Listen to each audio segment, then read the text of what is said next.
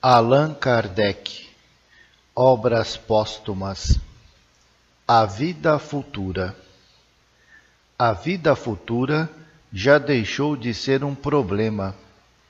É um fato apurado pela razão e pela demonstração para a quase totalidade dos homens, porquanto os que a negam formam ínfima minoria, sem embargo do ruído que tentam fazer.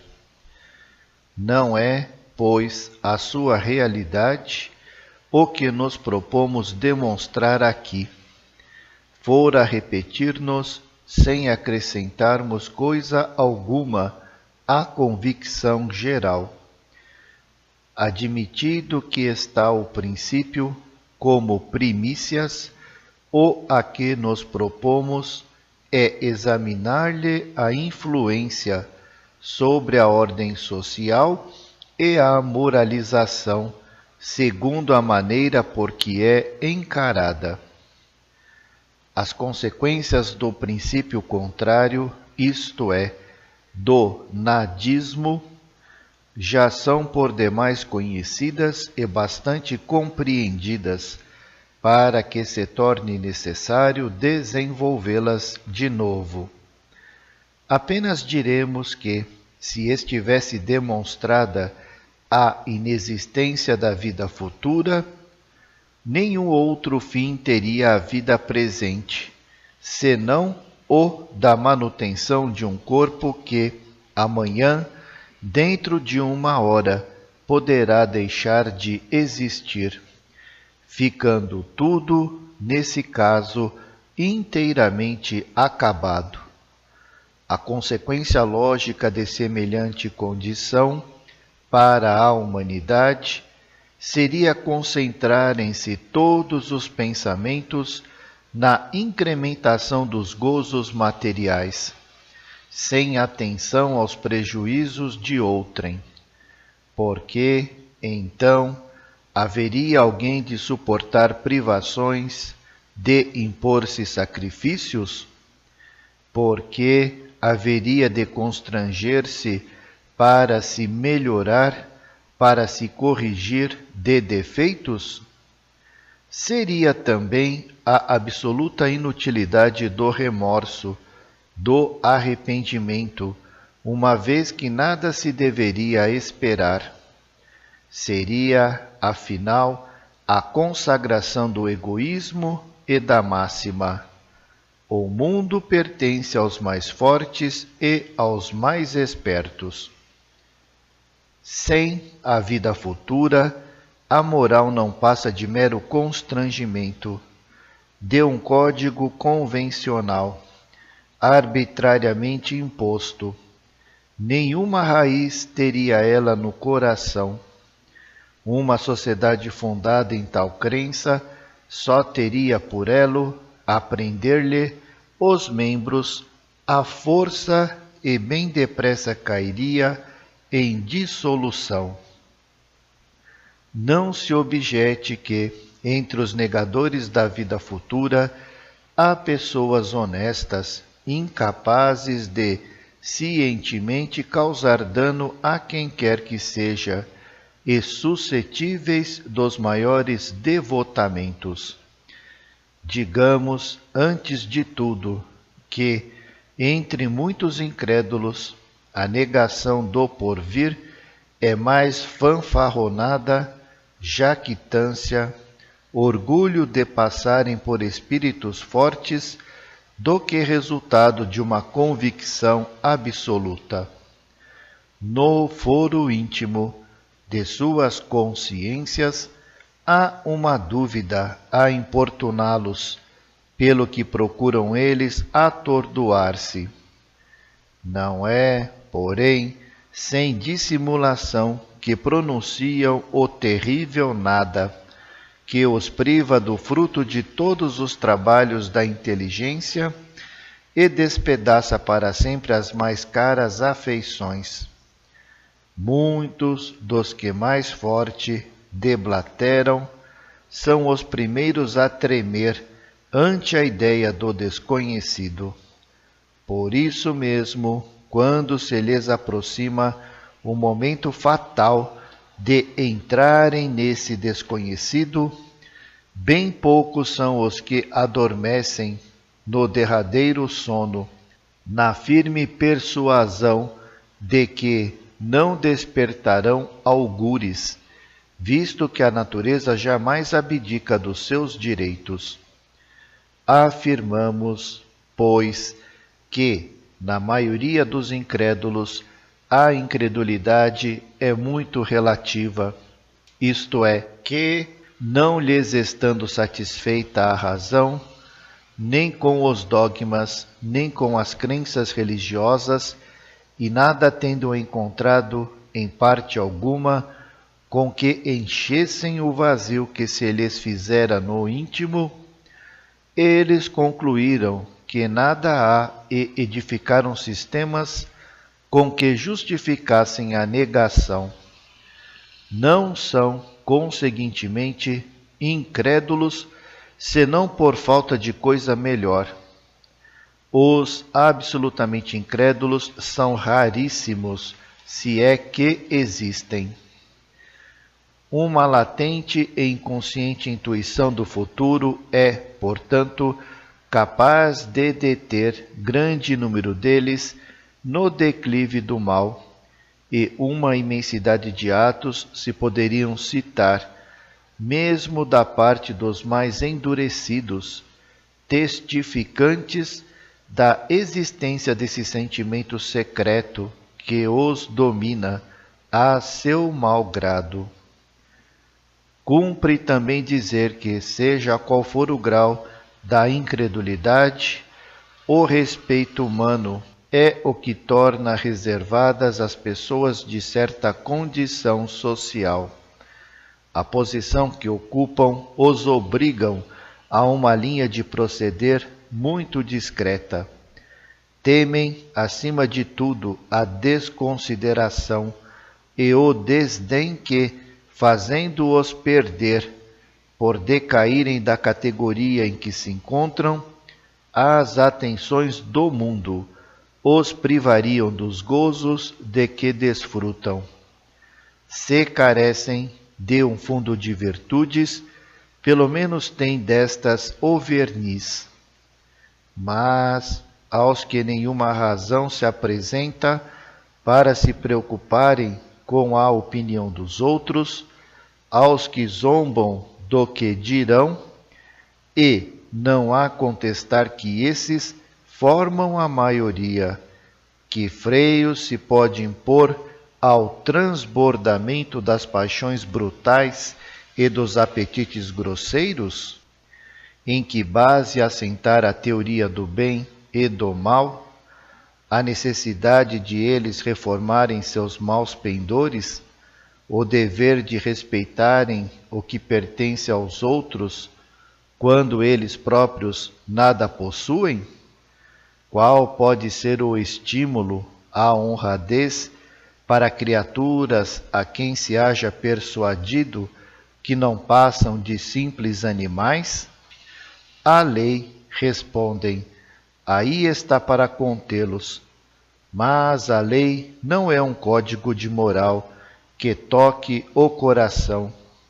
É uma força cuja ação eles suportam e que iludem se o podem, se lhe caem sob o guante, isso é, por eles tido como resultado de má sorte ou de inabilidade, a que tratam de remediar na primeira ocasião.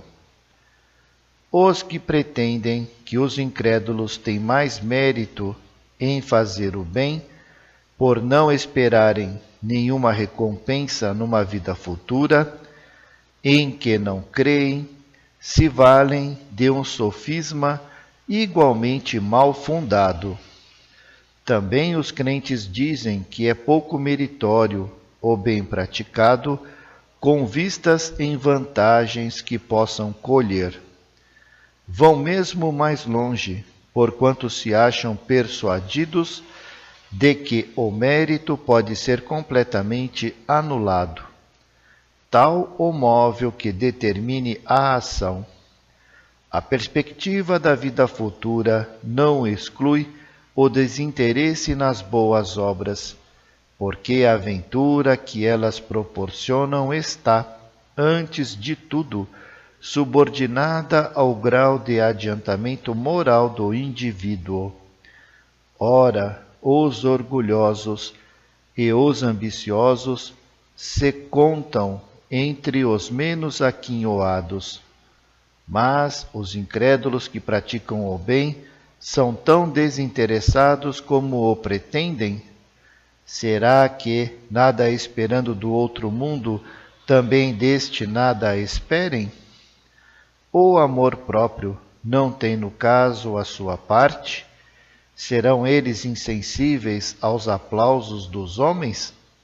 Se tal acontecesse, estariam num grau de perfeição rara, e não cremos haja muitos que a tanto sejam induzidos unicamente pelo culto da matéria.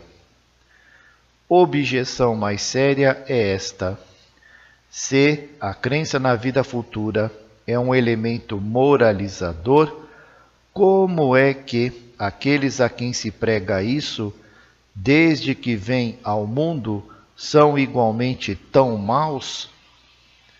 Primeiramente, quem nos diz que sem isso não seriam piores? Não há duvidar, desde que se considerem os resultados inevitáveis da popularização do nadismo. Não se comprova, ao contrário, observando-se as diferentes graduações da humanidade, desde a selvageria até a civilização, que o progresso intelectual e moral vai à frente, produzindo o abrandamento dos costumes e uma concepção mais racional da vida futura?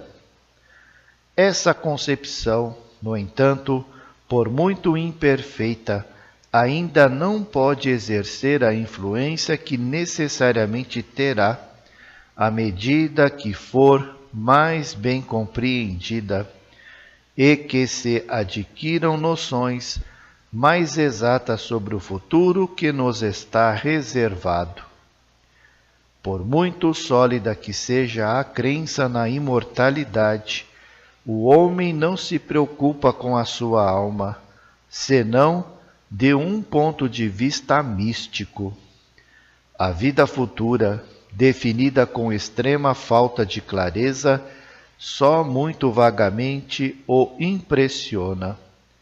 Não passa de um objetivo que se perde muito ao longe, e não um meio, porque a sorte lhe está irrevogavelmente assinada e, em parte alguma, lhe apresentam como progressiva, donde se conclui que aquilo que formos, ao sair daqui, sê-lo-emos por toda a eternidade. Aliás, o quadro que traçam da vida futura, as condições determinantes da felicidade ou da desventura que lá se experimentam, longe estão, sobretudo, num século de exame como o nosso, de satisfazer completamente a razão. Acresce que ela não se prende muito diretamente à vida terrestre, nenhuma solidariedade havendo entre as duas, mas antes um abismo, de maneira que aquele que se preocupa principalmente com uma das duas, quase sempre perde a outra de vista. Sob o império da fé cega, essa crença abstrata bastara às inspirações dos homens que, então, se deixavam conduzir. Hoje, porém, sob o reinado do livre exame, eles querem conduzir-se por si mesmos, ver com seus próprios olhos e compreender. Aquelas vagas noções da vida futura já não estão à altura das novas ideias e já não correspondem às necessidades que o progresso criou.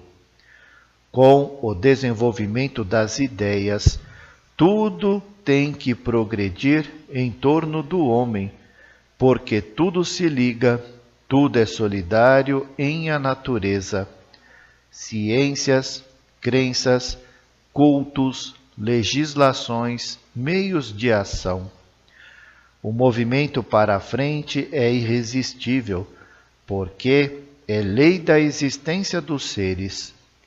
O que quer que fique para trás, abaixo do nível social, é posto de lado, como vestuário que se tornou imprestável e, finalmente, arrastado pela onda que se avoluma. O mesmo acontece com as ideias pueris sobre a vida futura, com que os nossos pais se contentavam. Persistir hoje em impô-las seria propagar a incredulidade. Para que a opinião geral a aceite e para que ela exerça sua ação moralizadora, a vida futura tem que ser apresentada sob o aspecto de coisa positiva, de certo modo tangível e capaz de suportar qualquer exame, satisfazendo a razão sem nada deixar na sombra. No momento em que a precariedade das noções sobre o porvir abria a porta à dúvida e à incredulidade, novos meios de investigação foram conferidos ao homem para penetrar esse mistério e fazer-lhe compreender a vida futura na sua realidade, em seu positivismo, nas suas relações íntimas com a vida corpórea. Porque, em geral, se cuida tão pouco da vida futura? Trata-se, no entanto, de uma atualidade, pois que todos os dias milhares de homens partem para esse destino desconhecido, tendo cada um de nós de partir por sua vez e podendo a hora da partida soar de um momento para outro, parece natural que todos se preocupem com o que sucederá. Por que não se dá isso? Precisamente porque é desconhecido o destino e porque, até ao presente, ninguém tinha meio de conhecê-lo. A ciência inexorável o desalojou dos lugares onde o tinham limitado. Está ele perto? Está longe? Acha-se perdido no infinito? As filosofias de antanho nada respondem, porque nada sabem a respeito. Disse então, será o que for. Indiferença. Ensinam-nos que seremos felizes ou infelizes, conforme houvermos vivido bem ou mal, mas isso é tão vago. Em que consistem essa felicidade e essa infelicidade? O quadro que, de uma e outra, nos traçam tão em desacordo está com a ideia que fazemos da justiça de Deus, tão cheio de contradições, de inconsequências, de impossibilidades radicais, que involuntariamente a dúvida se apresenta, senão a incredulidade absoluta. Ao demais, pondera-se que os que se enganaram com relação aos lugares indicados para moradas futuras, também podem ter sido induzidos em erro, quanto às condições que estatuem para a felicidade e para o sofrimento. Aliás, como seremos nesse outro mundo? Seremos seres concretos ou abstratos? Teremos uma forma ou uma aparência? Se nada de material tivermos, como poderemos experimentar sofrimentos materiais? Se os ditosos nada tiverem que fazer, a ociosidade perpétua, em vez de uma recompensa, será um suplício, a menos que se admita o nirvana do budismo, que não é mais desejável do que aquela ociosidade. O homem não se preocupará com a vida futura, senão quando vir nela um fim claro e positivamente definido, uma situação lógica, em correspondência com todas as suas aspirações, que resolva todas as dificuldades do presente e em que não se lhe depare coisa alguma que a razão não possa admitir. Se ele se preocupa com o dia seguinte, é porque a vida do dia seguinte se liga intimamente à vida do dia anterior. Uma e outra são solidárias. Ele sabe que, do que fizer hoje, depende a sua posição amanhã, e que, do que fizer amanhã, dependerá a sua posição no dia imediato, e assim por diante. Tal tem de ser para ele a vida futura, quando esta não mais se achar perdida nas nebulosidades da abstração, e for uma atualidade palpável, complemento necessário da vida presente, uma das fases da vida geral, como os dias são fases da vida corporal.